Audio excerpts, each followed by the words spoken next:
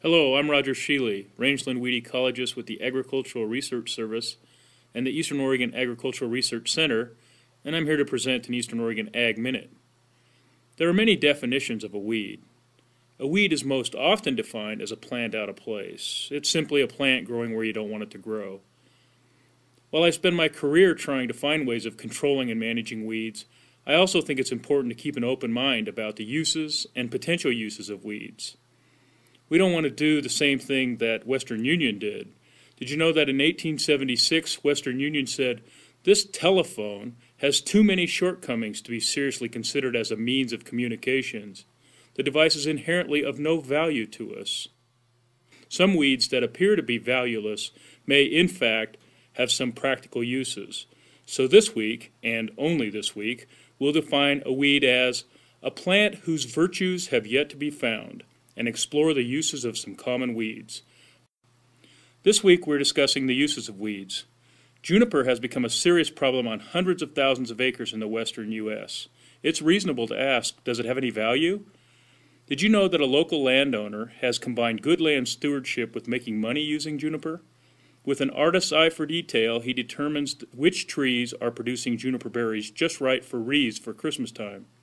He and his wife harvest the leaders with first-year berries, tie them into bundles, and sell them for good profit. Then he carefully harvests the majority of the large junipers, leaving some carefully placed on the landscape to provide some habitat. The operation is aimed at minimizing disruption of soil and plants like bitterbrush and mahogany. He surveys multicolored wood and imagines the products that could be made from each branch, a chair, a cane, or a toy. He places each limb into a stack based on its potential value as artwood and sells it to buyers from around the country. He tops the juniper for poles and places the remaining branches in gullies to minimize soil erosion. He harvests the boles of the trees and mills them into lumber for tables when possible. The oil from juniper has been marketed for scents, and berries have been used in making gin. That can't be all bad. I was inspired to see this operation because it reminded me that a weed may just be a plant whose virtues have yet to be found. This week we're talking about the uses of weeds. It's the if you can't beat 'em, join 'em principle. St. John's wort is an invasive weed from parts of Europe, North Africa, parts of India, China, and Japan, and has infested 3.5 million acres in the Pacific Northwest and California.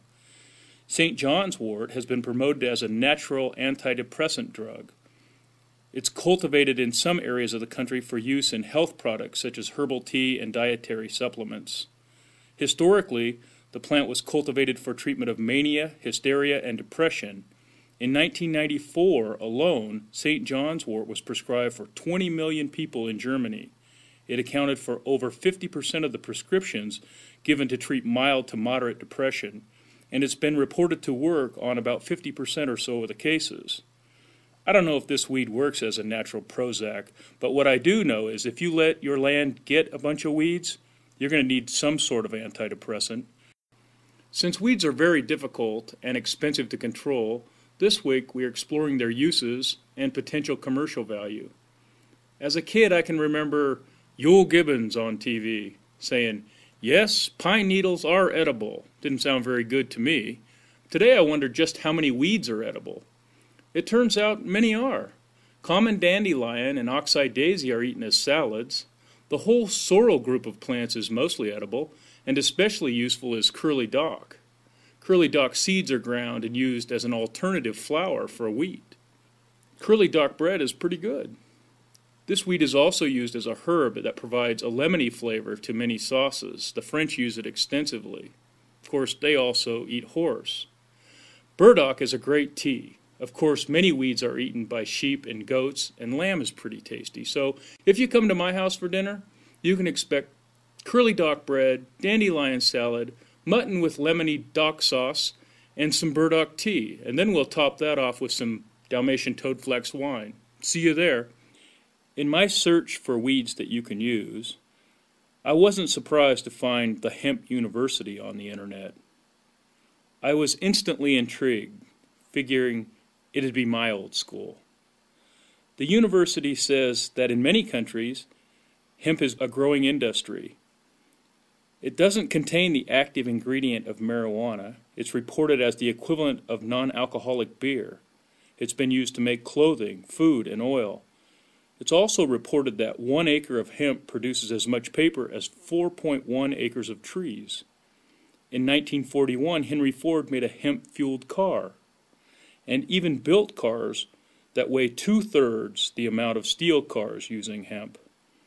Even today, hemp is used on some ships because of its resistance to mildew and weathering, where plastic-based ropes become brittle and crack.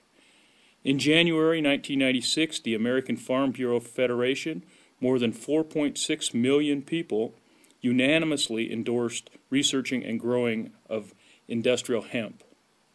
And you never know, it may even grow in Harney County. Well, some of you may already know. I'm Roger Sheley. Thanks for listening.